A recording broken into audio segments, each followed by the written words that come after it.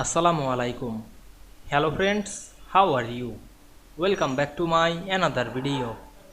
In this video, I am going to show you how to set a 2.5 left tab stop in Affinity Publisher.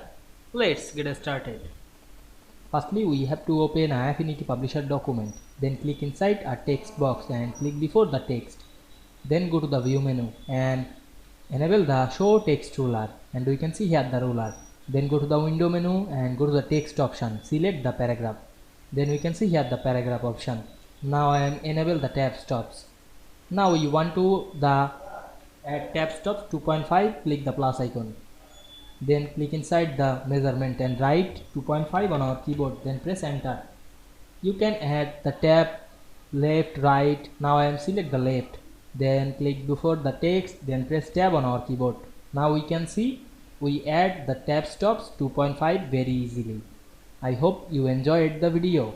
Please like, comment, share and subscribe my channel. Thanks for watching.